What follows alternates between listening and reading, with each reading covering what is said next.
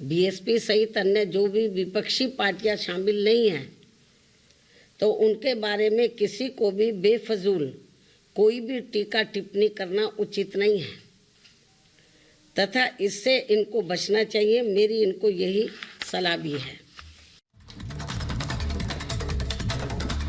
और इसी बीच अगली बड़ी खबर आपको बता दें, अनुप्रिया पटेल का एक बड़ा बयान सामने आया है, जिन्होंने सीधे तौर पर कहा है कि देश के उपराष्ट्रपति का अपमान दुर्भाग्यपूर्ण है।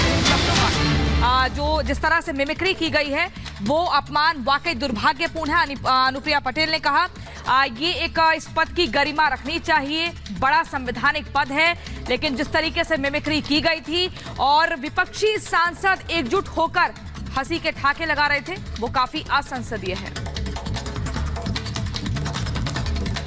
मैं पूर्ण रूप से इस कृत्य की जो माननीय उपराष्ट्रपति महोदय की नकल उतारी गई संसद परिसर में माननीय सांसद के माध्यम से, इसकी मैं घोर निंदा करती हूं। ये अक्षम्य है और बेहद शर्मनाक है और मुझे लगता है कि लोकतंत्र के सबसे निचले स्तर को प्रदर्शित करता है और ऐसे जो भी सांसद हैं उनको निश्चित रूप से इसके लिए क्षमा याचना करनी चाहिए, क्योंकि यदि हम सभी अपने ही संवैधानिक पदों पर बैठे हुए व्यक्तियों का सम्मान नहीं करेंगे तो निश्चित रूप से यह स्पष्ट है कि लोकतंत्र में हमारी कोई आस्था नहीं।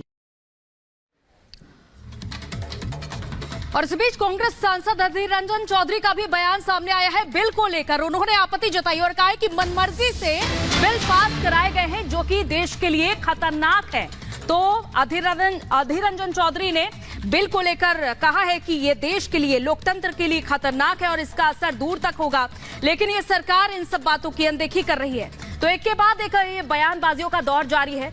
एक तरफ जहां देखा गया कि 3 बिल जो कि लोकसभा से पास होते हैं और आज राज्यसभा में पेश किए जाएंगे, तो दूसरी तरफ बिल को लेकर अब यहां आपत्ति भी जताई जा रही है।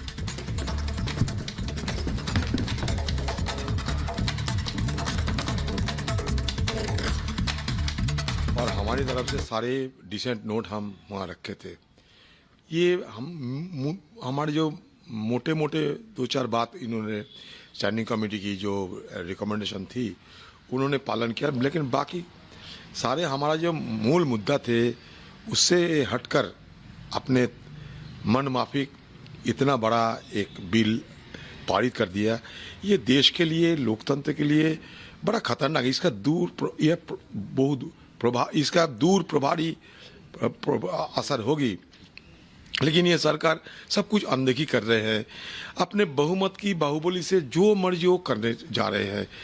कोई अगर मतलब किसी का कहाँ कौन कैसे फंसेगा और किसको कहाँ जेल होगी, एक उम्र कैद होगी या फांसी होगी, इसका कोई कानूनन कोई मतलब इसका व्याख्या नहीं है। ये जबरदस्ती देश को एक अंधेरा युग में डालने की कोशिश कर रहे हैं। इसके खिलाफ हम आवाज उठाएंगे। सदन की बाहर चाहे कोर्ट, हर जगह हम लोग जाने के लिए तैयार है। हम इस मानने के लिए बिल्कुल तैयार नहीं है।